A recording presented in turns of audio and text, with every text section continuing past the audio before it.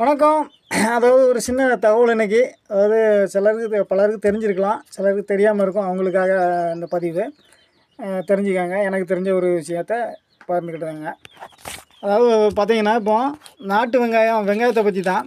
அதாவது நாட்டு வெங்காயத்தை நம்ம விரும்பி சாப்பிடுவோம். அதில் இன்றைக்கி பார்த்திங்கன்னா, இந்த ஹைப்ரிட்டுன்னு சொல்லக்கூடிய ஒட்டு ரகம் வந்து நிறைய வந்துருச்சு.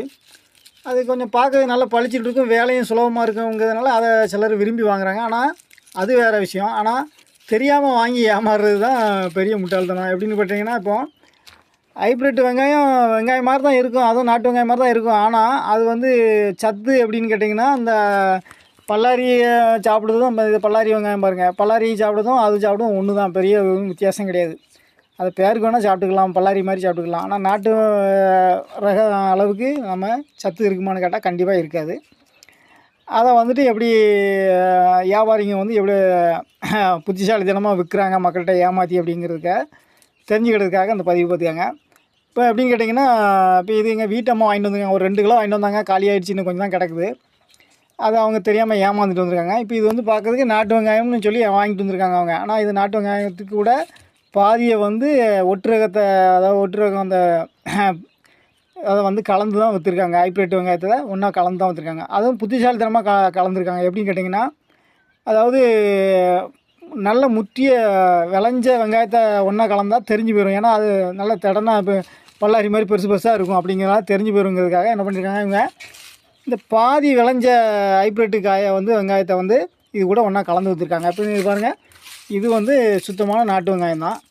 ஆனால் இது கூட பாதியை அதை கலந்துருக்காங்க. அதை நிறைய காலி பண்ணியாச்சு, பெருசு பெருசாக இருக்கிறதுனால காலி பண்ணிட்டோம்.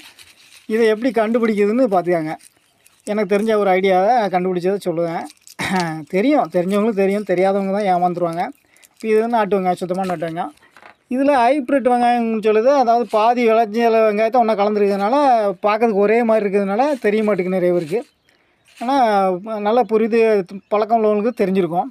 இதில் கிடக்கு பாருங்கள், நான் கண்டுபிடிக்கேன். நிறைய அதை சாப்பிட்டாச்சு.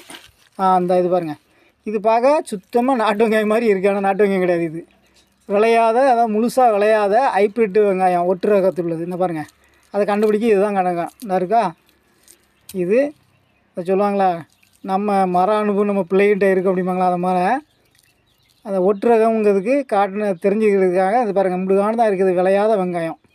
இது விளைஞ்சால் பெருசு பெருசாக வரும். அதுக்குள்ளே இந்த இது இருக்குது பாருங்கள், இதை பார்த்து கண்டுபிடிச்சிடலாம். இது மாதிரி இருக்கும். இது மாதிரி இருந்தால் ஹைப்ரிட் வெங்காயம், ஒட்டு ரகம். ஒன்றாச்சு, இன்னும் நிறைய போட்டிருந்தாங்க இதில். இது சுத்தமான வெங்காயம் இன்னும் இருக்குது பாருங்கள். இதெல்லாம் இப்படி மக்களை ஏமாத்துறதுக்கு பாருங்கள், எப்படியெல்லாம் ஏமாத்துறாங்கன்ட்டு. நம்ம தான் விவரமாக கண்டுபிடிக்கணும். விழிப்போடு இருக்குன்னு பார்த்துக்கங்க.